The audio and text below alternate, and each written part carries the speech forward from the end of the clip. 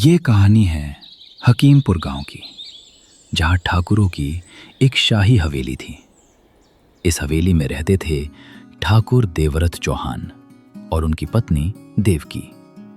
इनके 4 बेटे थे, जिनमें से 3 की शादी हो चुकी थी, लेकिन एक बेटा मांगलिक था और काफी कोशिशों के बाद भी सबसे छोटे बेटे की शादी नहीं हो पा रही थी।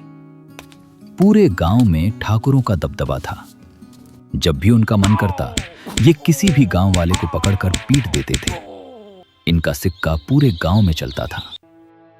लेकिन एक दिन कुछ ऐसा हुआ कि पूरा गांव इन पर थूकने लगा। उड़ती उड़ती खबर आई कि देवकी, जो 58 साल की है, वो गर्भ से है। जैसे ही ये बात देवरथ को पता चली, उसकी आंखों में चमक लौट आई, जैसे बरसों बाद किसी नए किले को फतेह किया हो। पर हवेली के बाकी सदस्य इस सच्चाई को स्वीकार ही नहीं कर पा रहे थे। चारों तरफ खामोशी थी, ताने थे। ये सब महसूस करके देवरथ खुद को रोक नहीं पाए और देवकी से बोले, सुन देवकी, लोग क्या कहेंगे? इस बात की मुझे जरा सी भी चिंता नहीं। मेरे लिए तो बस आने वाला मेरा 5वां बेटा जरूरी है। और हाँ, तुझे हर बार की तरह बेटे को ही जन्म देना है, ये याद रखना। देवकी इस उम्र में भी गर्भ से है? ये बात पूरे गांव में आग की तरह फैल गई। जहां भी 2 लोग खड़े होते, वहीं ठाकुर देवरथ की बात शुरू हो जाती। अरे मोहन, तूने सुना? अपनी ठकुराइन पेट से हो गई है। हाँ, मैंने भी सुना हरिया भैया। इन लोगों को तो अब जरा भी लाज शर्म नहीं है। ऐसा ही कुछ सिलसिला हवेली के अंदर भी था। बेटे और बहुएं आपस में बड़बड़ाने लगे। पिताजी इस उम्र में भी पता नहीं क्या करने में लगे रहते हैं। उन्हें हमारी इज्जत की जरा भी चिंता नहीं। सारा गांव जो हमें साहब कहकर बुलाता है, अब पता नहीं किस नजर से देखेगा। सही बोल रहे हो जी आप। मेरे मायके में सब पूछेंगे तो मैं क्या जवाब दूंगी कि ऐसी है हमारी सासू माँ, जो इस उम्र में भी अपनी सारी हदें ही पार कर रही हैं। सही कहा दीदी।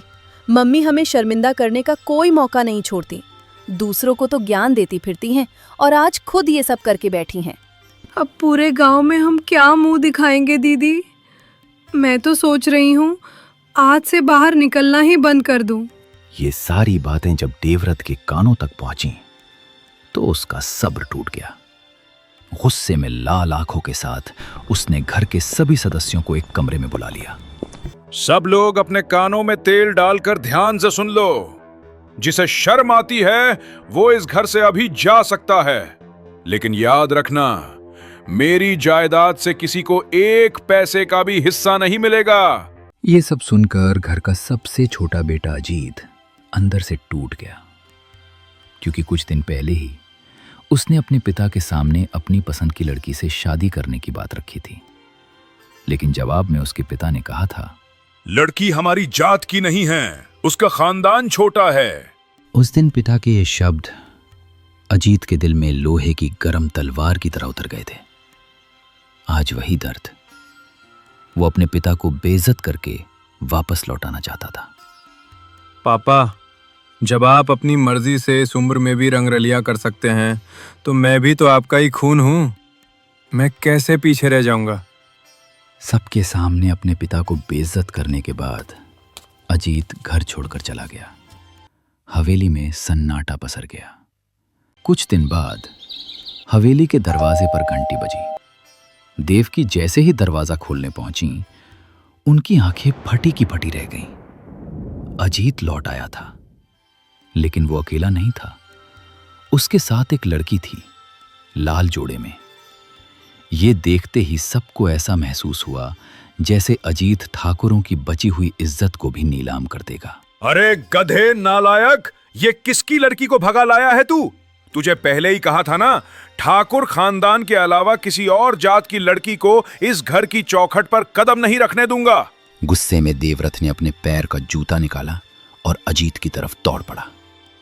देवकी नहीं चाहती थी कि नई बहू के सामने अजीत की बेइज्जती हो। वो आगे बढ़ी और रास्ता रोकते हुए बोली, आप शांत हो जाइए, वरना आपका बीपी बढ़ जाएगा। हर बात पर इतना गुस्सा मत किया करिए। अजीत अब बड़ा हो चुका है, उसे अपनी बात रखने का एक मौका तो दीजिए। ये मेरी पत्नी कोमल है, हम कॉलेज में साथ पढ़ते थे। कॉलेज के पहले दिन से ही हम एक दूसरे के लिए पागल हैं और हमेशा रहेंगे। अगर हमारे बीच में किसी ने आने की कोशिश भी की तो वो मेरा सबसे खतरनाक रूप देखेगा। कोमल का शरीर ही बस कोमल था, पर जुबान ऐसी जो लोगों के कान से खून निकाल दे। घर में कदम रखते ही वो अपने ससुराल के लोगों से बोली, मुझे किसी गरीब घर की मत समझना। मेरे पिता सीबीआई में अधिकारी हैं और उनकी 5 फैक्ट्रियां हैं। इसलिए आप लोग ये तो कभी उम्मीद मत करना कि मैं इस घर में छोटी हूँ तो सबकी सेवा करूंगी। आज आया है कोई इस घर में जो पापा जी की हेकड़ी निकाला करेगी। मेरे घर में रहना है तो मेरे नियम मानने होंगे। और तुमने क्या बोला अभी बड़ी बहू? सॉरी पापा जी, वो मेरा गला खराब है ना, तो मुझे खांसी आ गई थी। खुद तो आप अपने मन के मालिक हो और मेरे आते ही मुझ पर हुक्म चलाना चाहते हो। मैं यहाँ किसी की सुनने नहीं आई हूँ।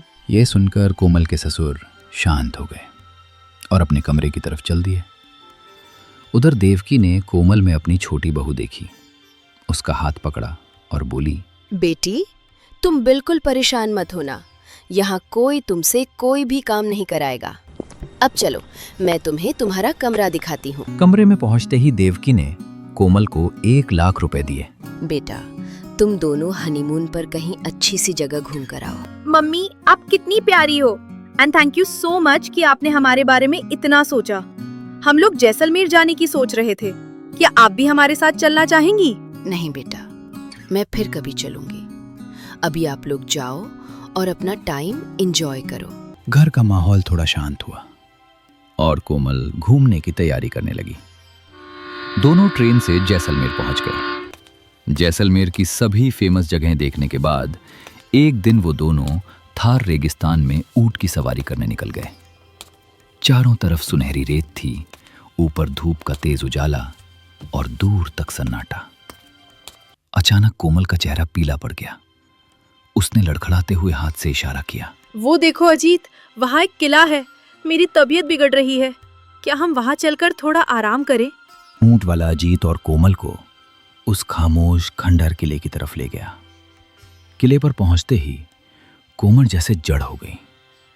उसके चेहरे पर हैरानी थी और आंखों में अजीब सा अपनापन। अजीत ने चारों तरफ नजर घुमाई। ये तो किसी बहुत बड़े घर जैसा है। इस किले की हालत ऐसी कैसे हो गई? क्या इसका कोई मालिक नहीं? साहब, ये महाराज वीरसेन का किला है। कई साल से यहाँ कोई नहीं आया। सुना है एक रात इस किले में ऐसा हादसा हुआ कि किले के लोग सब कुछ छोड़कर यहाँ से भाग गए। तब से ये जगह वीरान पड़ी है। मुझे अंदर जाना है। कोमल, तुम पागल हो गई हो क्या? एक तो तुम्हारी तबीयत ठीक नहीं है और ऊपर से तुम इस भूतिया किले के अंदर जाना चाहती हो। अजीत, प्लीज मुझे मत रोको। मुझे ऐसा लग रहा है जैसे मैं यहाँ पहले कभी आ चुकी हूँ। बिना रुके कोमल हवेली के भीतर चली गई। अजीत और ऊंट वाला भी पीछे पीछे चल दिए। अंदर घना अंधेरा था। टूटी दीवारों की दरारों से धूप की पतली किरणें छनकर आ रही थीं। जाले लटक रहे थे। कोनों में कीड़े मकोड़ों ने डेरा डाल रखा था। अचानक एक कमरे से किसी के रोने की आवाज आई। इस रोने की आवाज को सुनकर अजीत को ऐसा लगा जैसे उसने ये आवाज पहले कहीं सुनी हो। और आखिर कोई रो क्यों रहा था? कहानी का अगला हिस्सा बेहद रोमांचक होगा। अगले हिस्से के अपडेट जल्दी पाने के लिए हमारे चैनल चाय बिस्किट हिंदी कहानियां को सब्सक्राइब करें, वीडियो को लाइक करें और कमेंट में लिखें कि आप ये वीडियो कहां से देख रहे हैं। धन्यवाद।